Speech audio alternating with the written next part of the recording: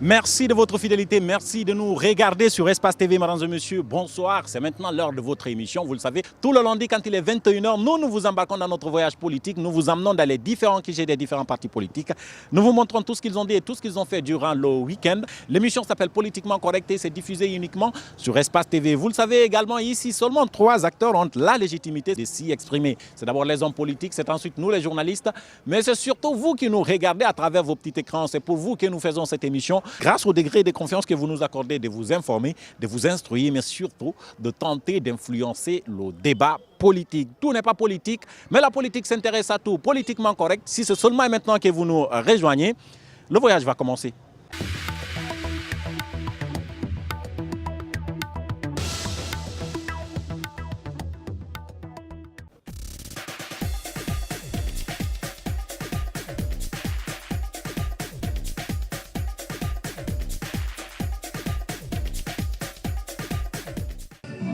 Une fois ne sera pas coutume, commençons notre émission au siège de l'UDG, Union des démocrates de Guinée, dirigée par Mamadou Sylla. Ce parti, ou plutôt le président de ce parti, fait objet de convoitises. Récemment, il a reçu le président de la République, alors que c'était à la veille de l'installation des conseillers de Dixine. Dixine, qui est une commune stratégique où Mamadou Sylla et ses conseillers sont des faiseurs de rois. Nous allons entrer vous montrer tout ce que vous allez voir dans les conditions du direct. Politiquement correct, comme vous le savez, c'est de l'ambiance, des discours, mais surtout de l'interview politique.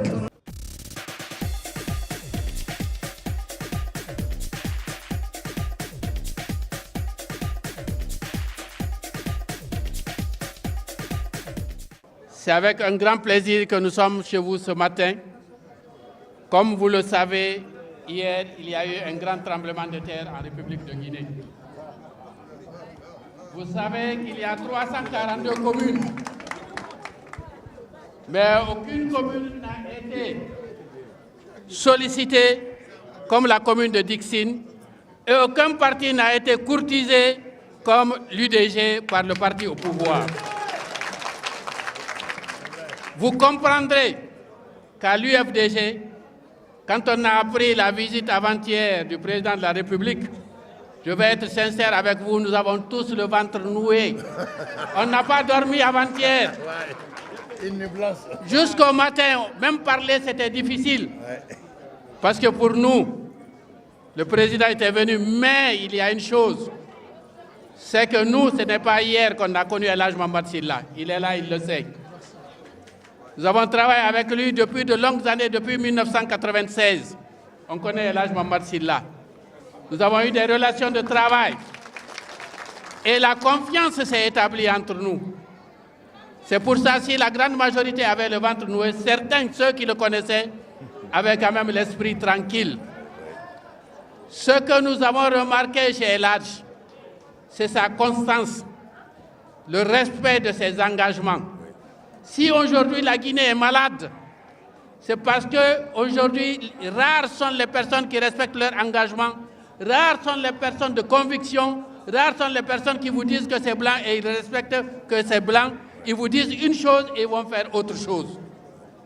El Hadj Mohamed Sylla n'est pas de ce genre. La preuve, le jour où nous avons signé notre alliance, El Hadj Mohamed Sylla est venu directement au Palais du Peuple et s'est assis à côté de El Hadj Cellou Dalein dans le groupe libéral-démocrate pour signifier au Parlement et au monde entier que désormais il est l'allié de l'UFDG. Ça, c'est un symbole que nous ne pouvons pas oublier. Ce qui n'est pas évident aujourd'hui en République de Guinée. Et malgré toutes les pressions qui ont été faites, malgré toutes les sollicitudes qui ont été faites, malgré tous les dénigrements qui ont été faits à l'endroit de l'UFDG, El Hadj est resté droit dans ses bottes. Vous l'a montré qu'il est un homme responsable et que quand il dit quelque chose, il le fait. Ce n'est pas comme d'autres. Donc si nous sommes là aujourd'hui, c'est vraiment pour lui dire merci. Au nom du président de notre parti, El Hadj Mohamed Sylla, qui n'est pas là, je suis certain que s'il était là, que c'est lui-même qui aurait pris la parole aujourd'hui devant vous, les militantes et militants de l'UDG, pour vous remercier vraiment du respect de la parole donnée. c'est la chose la plus rare en République de Guinée. C'est la chose la plus difficile à trouver en République de Guinée aujourd'hui, le respect de la parole donnée. Applaudissez pour El Hadj Mamad Sylla. Très fort. Applaudissez pour vous-même, pour tous les militantes et militants de l'UDG pour le respect de la parole. Et soyez rassurés que l'UFDG sera toujours à vos côtés et respectera aussi sa part de la parole donnée et que, Inch'Allah, cette association, cette alliance va donner l'exemple à tous les partis politiques que c'est comme ça qu'il faut travailler entre nous. Il ne s'agit pas de dire qu'on est ensemble et après qu'on se donne des coups de pied en dessous. Honorable général de l'IFDG, Moussa Borokola, l'honorable Falarakouya, Ben Arafini, ministre, ma finire ministre des Transports, Moualne Kifay. Honorable Jojo, Alain aussi, a fini ministre, Ben Arafini, ministre, Mouborokula, Rakouya. Donc, Moubini Nanouna, là, ça n'a pas fait mal. Donc, on doit pour le retrouver. On a man fait que le falafé. Donc, fait faille n'a pas. Mobile nous ça, Mokhilira. Anusiga, Arabida, Mboboyan, que c'est que Fada, un minute, Fouillon. Téléphone à Paris. À la Beno. Et Salima, à la William. Mais Mboboyan, qui fait Beno Raboul. Donc, abara mo obini khabo abara mo féliciter donc on va falde mo ali be mo mena mo la mo sarama wona kulu bravo alaga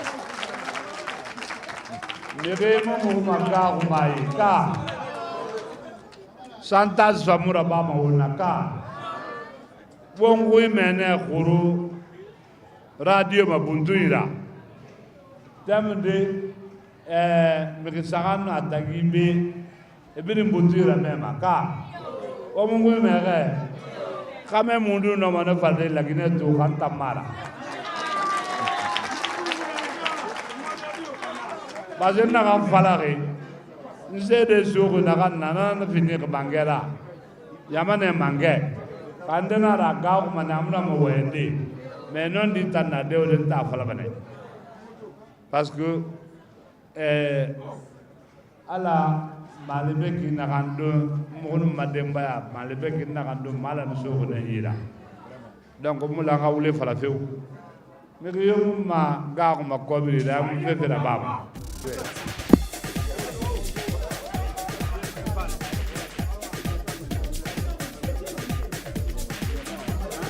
C'est le moment de l'interview politique dans votre émission Politiquement Correct avec le président de l'UDG, M. Mamadou Sylla. Bonjour. Bonjour. Alors, vous êtes un homme d'affaires. Vous avez reçu le président de la République, vous avez la visite de l'opposition, la mouvance, tout le monde. Actuellement, on peut dire que les affaires, ça fonctionne bien. Oui, en fait, c'est politique. La politique marche bien. Mais vous faites les affaires dans les politiques. Non, je ne fais pas les affaires dans les politiques. Je m'occupe de politique maintenant. Donc, voilà. Alors, expliquez-nous, qu'est-ce qui fait que tout le monde veut venir vous voir? Bon, ça, c'est le don de Dieu. Dieu m'a donné... Bon, on peut dire que peut-être, je ne sais pas dire le pouvoir, mais il m'a donné... C'est vrai, Dieu donne le pouvoir à beaucoup de façons, à beaucoup de personnes. C'est différents pouvoirs. Et alors, aujourd'hui, moi, si on peut appeler comme ça, et je suis bien avec tout le monde. Quand vous voyez mon parti, c'est mélangé. C'est le seul parti, ou un des partis, qui ne parle pas de parenté, d'ethnie et tout ça. Il y a tout le monde qui me suit.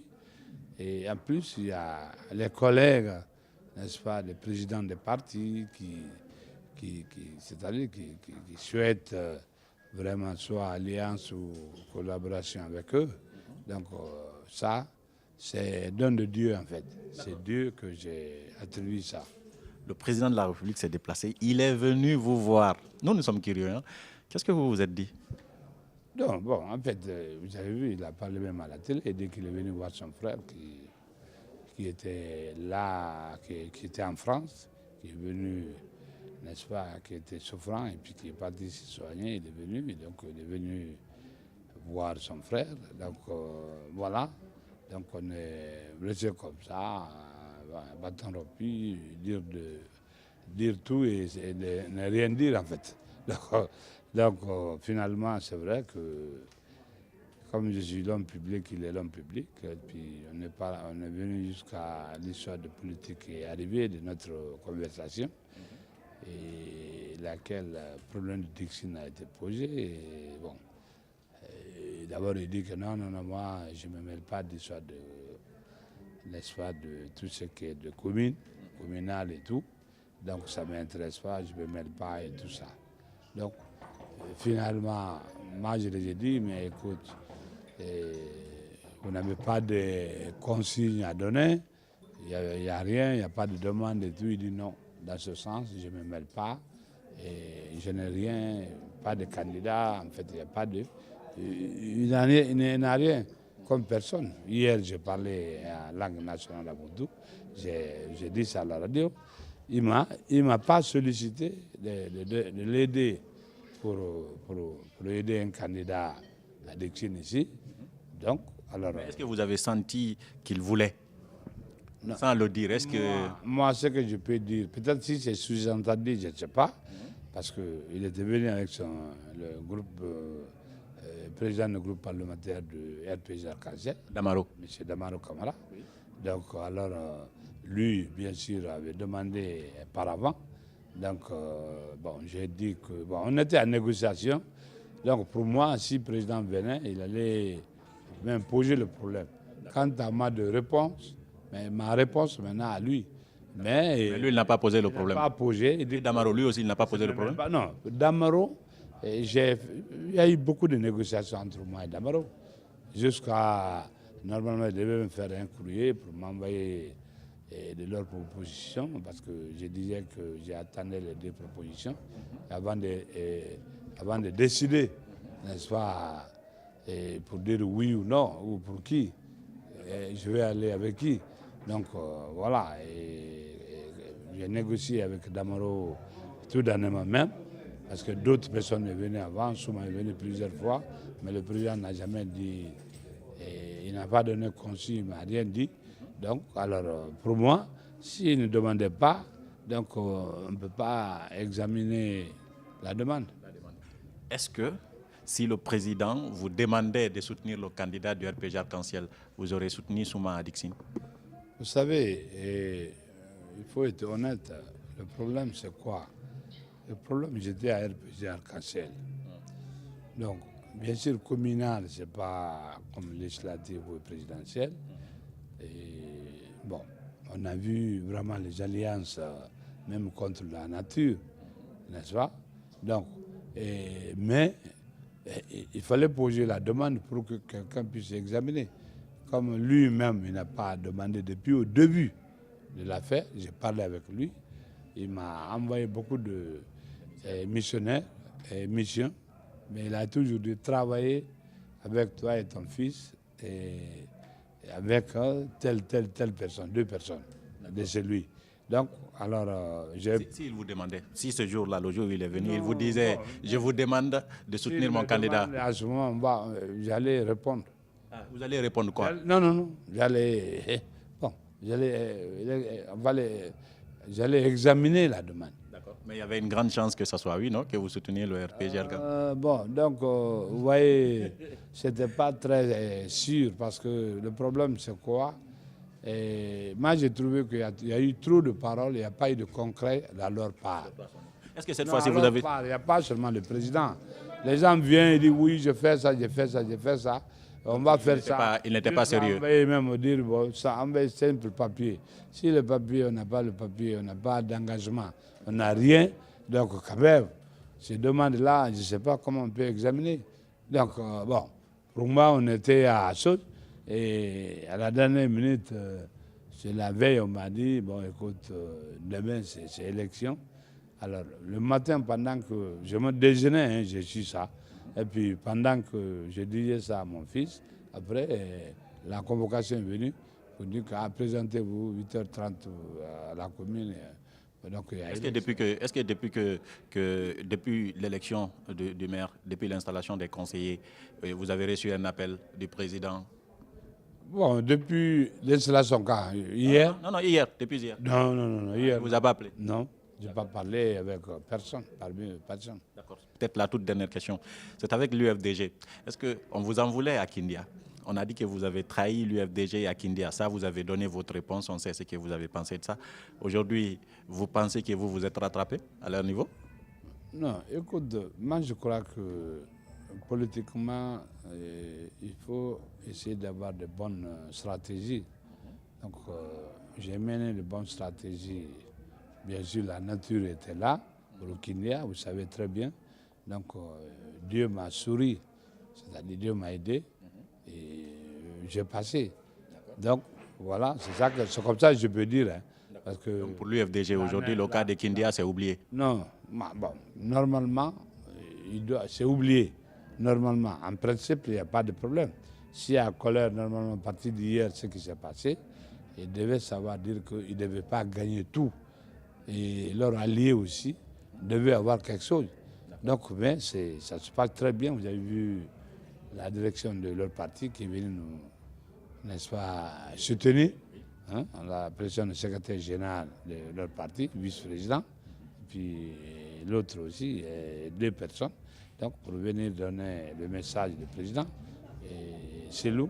Et je parlais avec lui aussi, n'est-ce pas, ce matin, là même, avec Alain, il est à Paris, longuement au téléphone. Donc, vraiment, j'avoue que c'est une alliance. Le principe, je pense que même RPG ne peut pas s'effacer parce que c'est comme si j'étais avec eux à l'alliance. Si j'ai quitté ces eux comme ça, faire autre chose, je pense qu'ils allaient me dire que je ne suis pas un homme de parole. Or que moi, tout le monde me connaît pour ça. Et je ne peux pas céder pour l'argent. IFDG n'a pas d'argent pour me payer. Et le pouvoir, même ils ont d'argent, et le président n'a pas la motivation de le faire. On dit que la fortune ne change pas pour ceux qui savent changer lorsque les circonstances changent. Après ce qui s'est passé à Kindia, on aurait eu du mal à croire que le secrétaire général du principal parti politique de l'opposition, l'UFDG, serait à l'Assemblée générale de l'UDG. Mais c'est bien arrivé, vous l'avez vu, vous avez même entendu son discours. Ah, la politique, elle est politique. Ce que nous allons faire, c'est de nous retrouver juste derrière cette transition.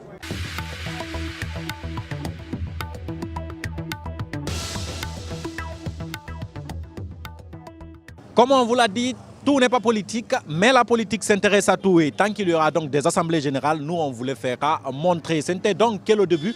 Nous allons partir vous montrer ce qui se passe à l'UFR et au PUP. Mais avant, retrouvons Mamadou Makiso du côté du RPG Arc-en-Ciel. Et on se retrouve juste derrière.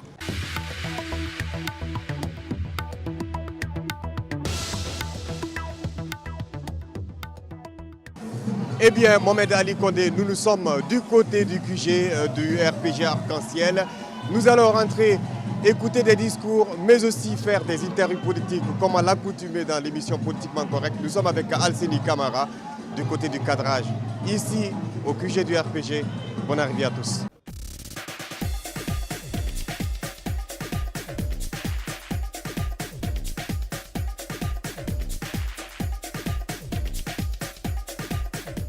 Nous devons continuer à sensibiliser le peuple de Guinée, continuer à mobiliser, continuer à renforcer nos rangs, renforcer les bases du parti. C'est le seul travail que le bureau politique demande à l'ensemble des militants et des responsables. Si nous renforçons nos bases, le parti devient fort. Il est toujours fort. À chaque échelle électorale, nous mettons notre parti au premier plan.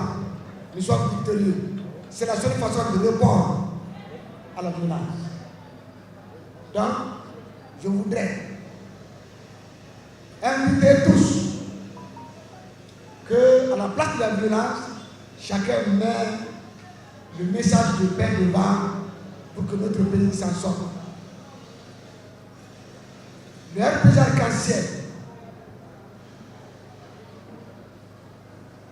à la tête duquel le professeur Alpha Condé n'a jamais prôné la violence. Il ne l'a jamais fait. Et ce n'est pas le bureau politique qui va le prôner. Ce n'est encore moins pas les bureaux nationaux qui vont le prôner. Par contre,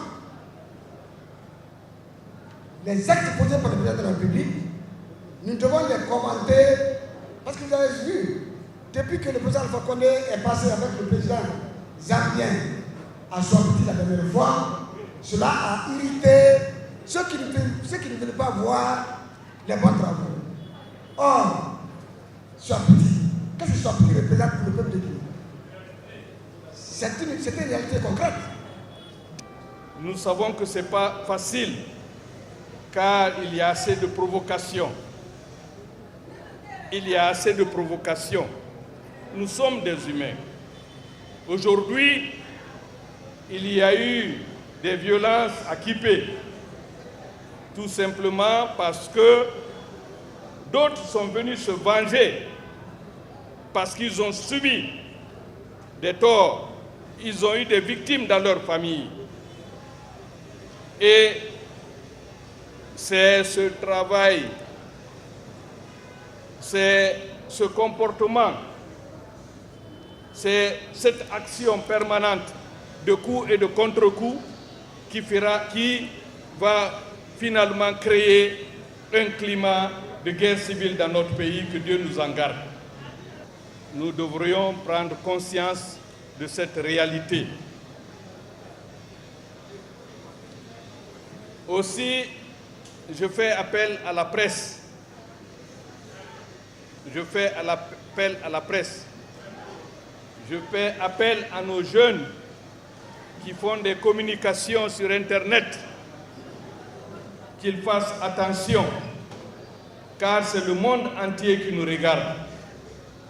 Quand tu écris quelque chose aujourd'hui à la minute, c'est le monde entier qui s'informe à travers cet écrit et qui constate ces réalités. Ces violences permanentes, ces écrits ne peuvent qu'effrayer les investisseurs pour venir dans notre pays. Tous les autres partis politiques qui sont en train de se battre pour la conquête du pouvoir, je l'ai dit la semaine passée, préservons les acquis. Préservons les acquis parce que si on détruit, nous serons obligés de reconstruire. Et l'argent qui sera utilisé pour la reconstruction peut servir à autre chose.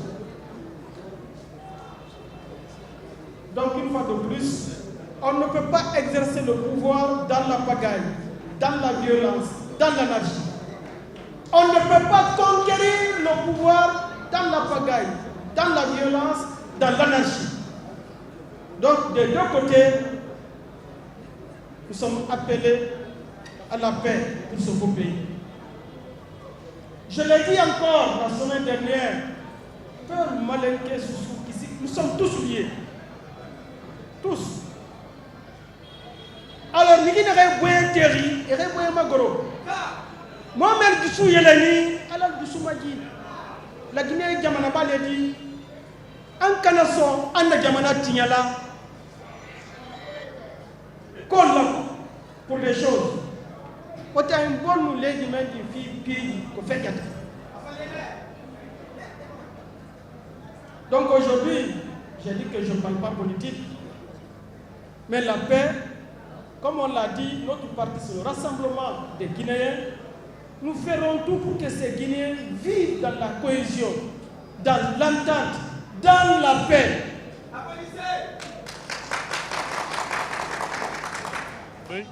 Nous sommes dans l'interview politique avec le ministre de la Sécurité. Bonjour Monsieur le ministre. Bonjour. Aujourd'hui, la situation reste critique. La sécurité est menacée en Guinée. Comment en est-on arrivé là, Monsieur Ibrahima Kera? C'est par un civisme et surtout le manque de maturité politique des uns et des autres. Sinon, vraiment, l'État fournit tous les efforts. Et lorsque nous envoyons les hommes sur le terrain pour le maintien de l'ordre, vous voyez des jeunes comme vous qui se permettent de les lyncher comme s'ils étaient des ennemis ou comme s'ils étaient des voleurs. Donc il faut que les familles se ressaisissent et prennent leurs responsabilités, que les partis politiques, la société civile également parlent aux jeunes, afin qu'ils comprennent que la police, l'armée ne sont pas des ennemis de la jeunesse ni des populations. Et justement, quelles seront les dispositions à prendre? Les dispositions, nous allons les prendre parce que jusqu'à preuve le contraire, c'est nous qui sommes au pouvoir. Et je ne vais pas anticiper sur les mesures, mais c'est que la loi sera appliquée, vaille que vaille, coûte que coûte, et dans la rigueur qu'il faut. Soyez sûrs de cela. Merci, monsieur le ministre. Merci. Vous venez à peine donc de clôturer l'Assemblée générale du RPG. Est-ce qu'on peut savoir aujourd'hui quel est cet appel que vous lancez à l'endroit des militants du RPG et ici à Conakry, à l'intérieur du pays, pour que la paix règne, comme vous l'avez si bien dit dans votre discours? Le RPG est fidèle à sa tradition. Le